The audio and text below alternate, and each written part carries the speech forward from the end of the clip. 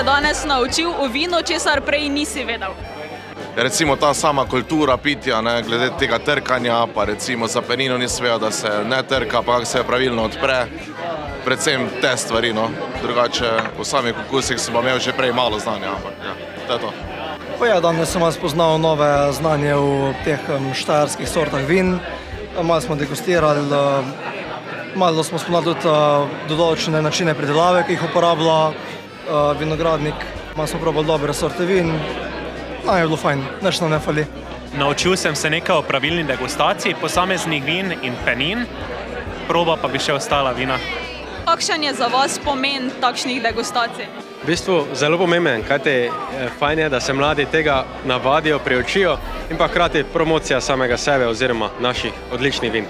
Katera vina so po vašem mnenju najbolj priljubljena med mladimi?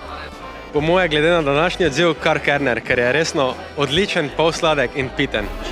Katero vino bi bil, če bi lahko izbiral? Ja, to je pa definitivno kralj vin, Renske Riesling. Cviček, ker cvičk napiš, ko Sauvignon tek ne bo znal napisati.